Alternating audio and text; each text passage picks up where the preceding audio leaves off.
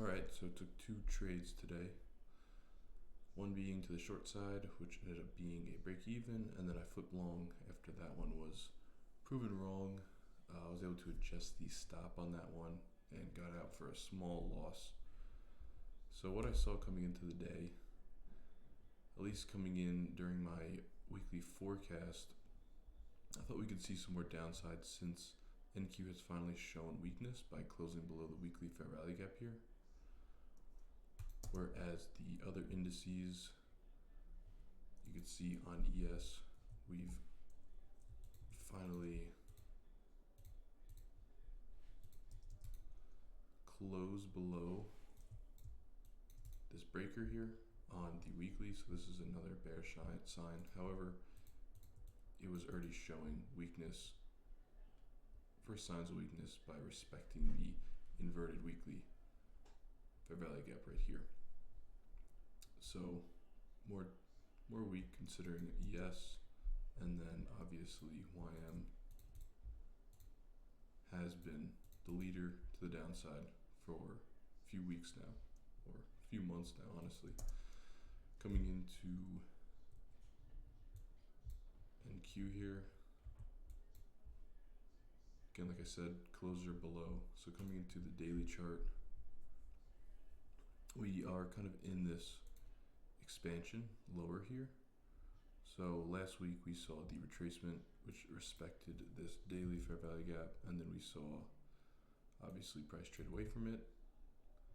On Friday of last week, we had the big displacement lower that took out all the liquidity below here. And after seeing that, I thought we could see some continued downside to target sell side liquidity here.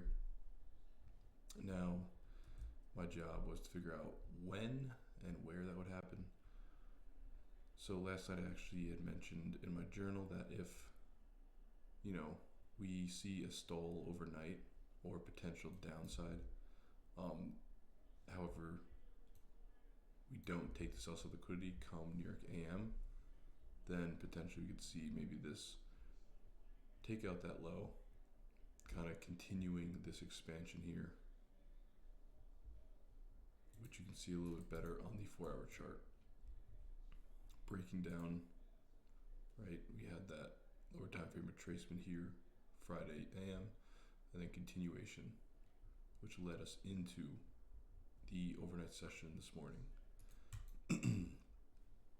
So on the hourly chart, you'll see obviously London made up pretty much all of that expansion lower. And what I also saw was on YM, we were seeing, coming into the morning, we were seeing the SMT that was forming here with YM. So I like that. However, when you have SMT with YM, I don't like to always trust it, but it is something I keep in mind.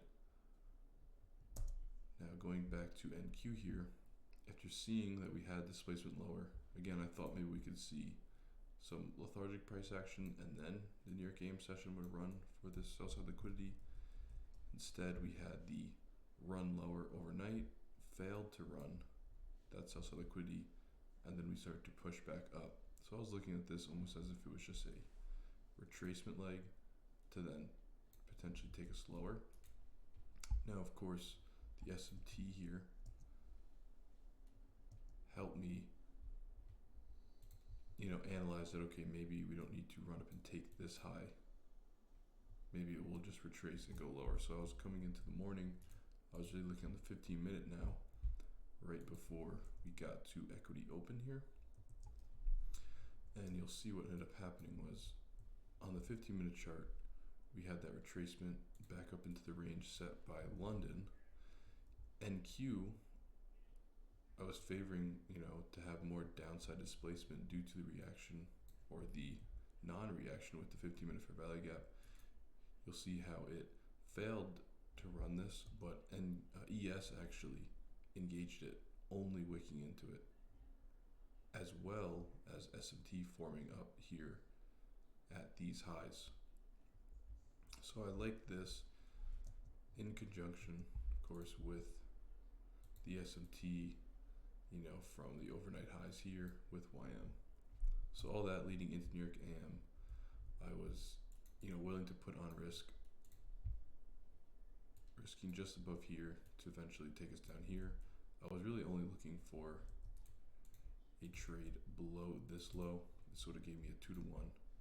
But I'll show you the setup here. So again, after putting the SMT, failing to reach this, so we kind of had SMT with the 15-minute, we had SMT at these two highs with ES, and then come 9 o'clock, we were starting to already show a willingness to go lower.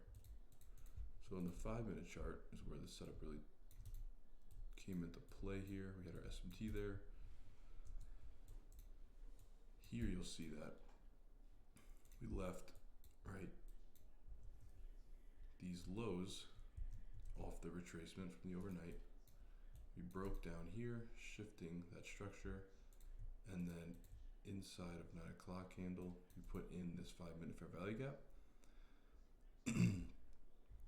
Now coming close to 9:30, which was right here, I didn't know, how aggressive or how wacky we would get. So you have to kind of take that into consideration. That's why I wasn't really willing to get a tight risk on here and put my risk here. I wanted to give it room, so I risked up here because who knows, it could have blasted through here and then closed below this fair value gap. This was my entry in here, but I wanted to make sure I wasn't going to get caught in any wild price action come equity open. So as soon as we obviously took liquidity, shifted structure here, and then we started to go sideways. I actually ended up putting in a limit right at this level here. So I got tagged in at 9:15 candle. And then, of course, at that point, I was looking at the imbalances, the BISIs to the left-hand side. I really wanted to see these get inverted as, the opening range played out. So if I fast forward a little bit, you'll see by 9:35, we had already taken out this low right here. However, if I go over to ES here, ES was having a little more trouble. So we took out this low NQ. ES, however, failed to take out this low. And we were already showing displacement higher. So originally we had a nice breaker here on ES, and price was, tapping into the breaker and then showing willingness to go lower. But as soon as NQ ran these 7 o'clock lows, huge displacement higher, or pretty bullish candle there, I knew something was a little bit off here. I was using also this order block here. And so at this point, once we took out this low, I moved my stop to break even. So to represent this was the trade idea.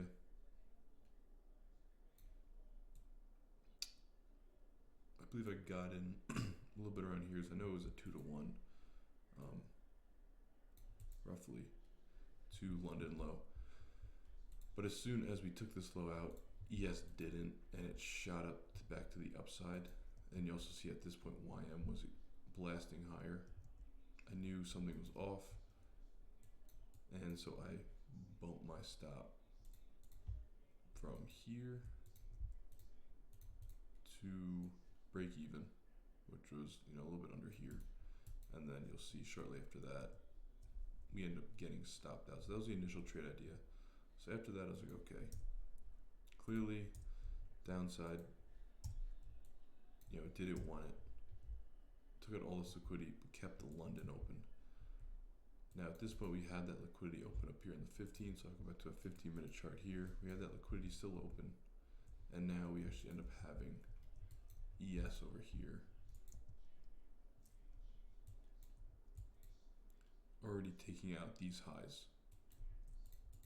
So ES took out these highs with big expansion. So I figured at this point we had SMT here. This was just a nice liquidity grab, and now we could see upside, potentially even going for London. I was really only looking to get back to midnight open here and leave a runner on to see if London wanted to get taken out.